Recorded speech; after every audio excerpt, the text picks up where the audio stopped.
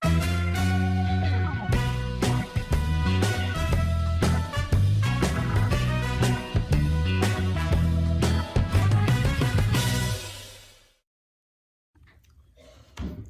welcome back to another episode of TED Talk Stamps with your host, Ted the Talking Stamp Collector. And first off, you'll notice there will be some continuity issues with this video as you see my hair go from short to long, back to short again. But that's what happens when you're dealing with an amateur videographer.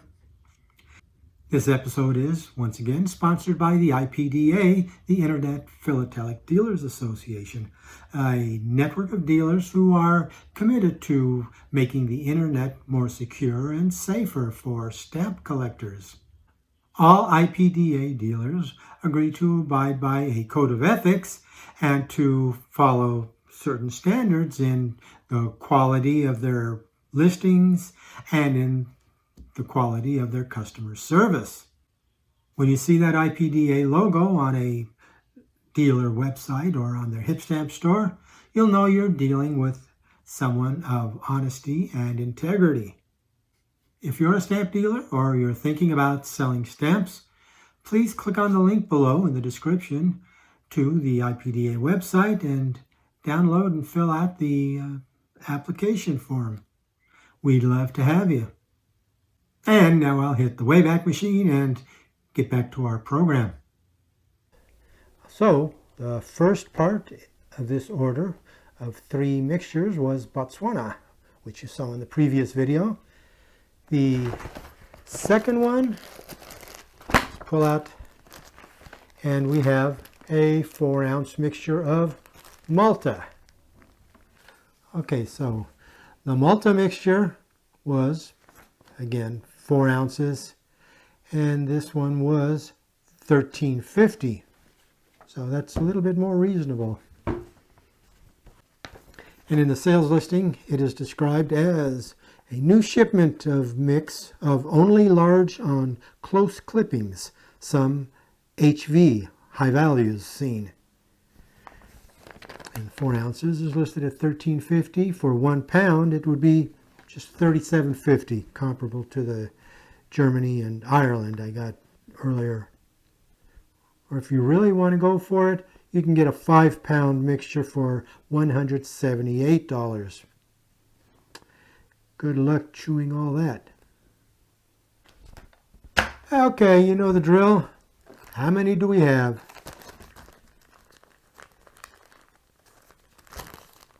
Well, how do you open this thing?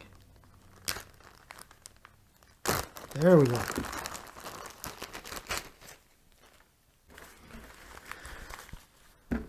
All right, let's get going. 1, 2, 3.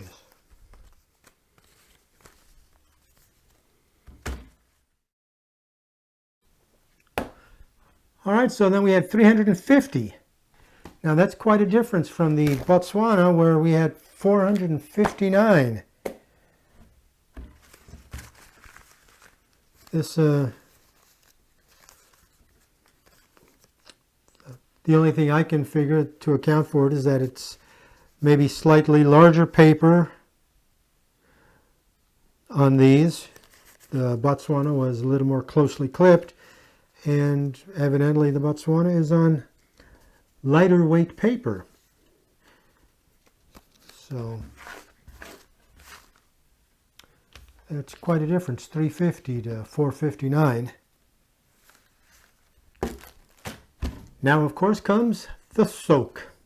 So let me go ahead and prepare another bowl and drop them in the water.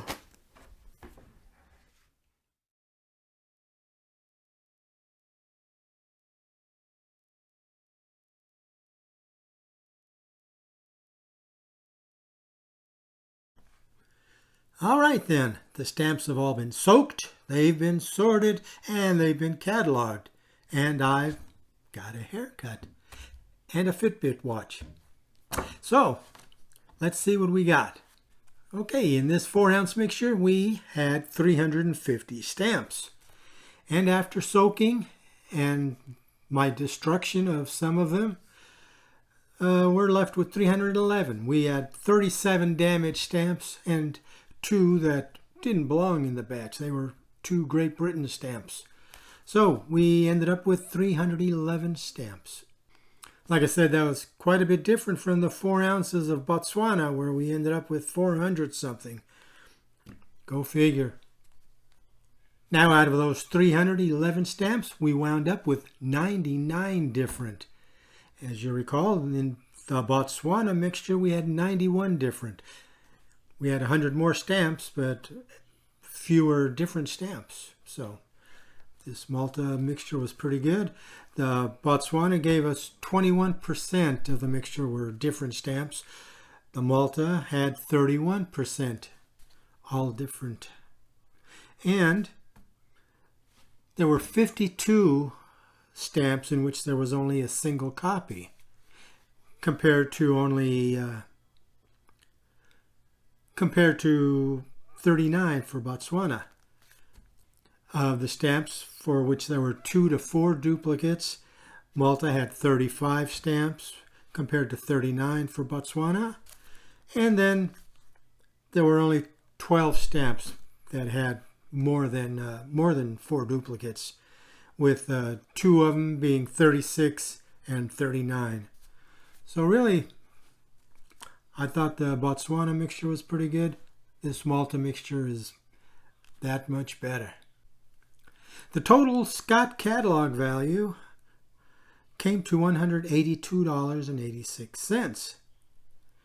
The cost, as I said, was $13.50 for the mixture, and then I figured a prorated portion of the postage cost.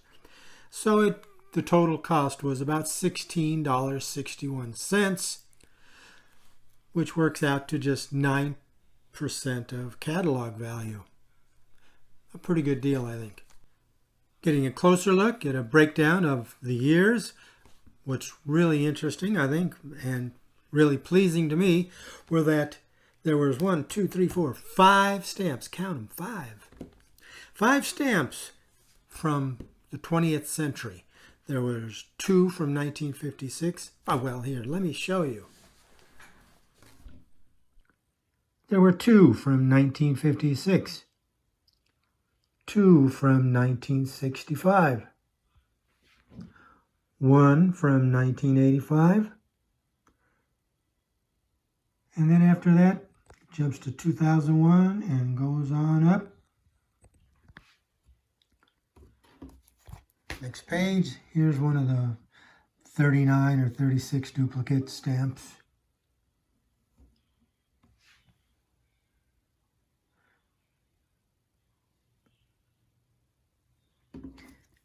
We're up to 2015 now. We go to 2016, 2017, 18, and then 2019.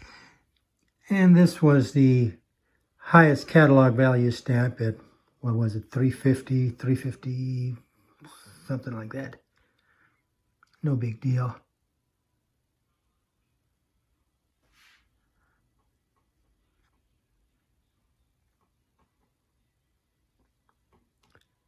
And then moving on to 2020, Malta issued 2 miniature sheets of 10 stamps each, featuring the patron saints of various cities in Malta.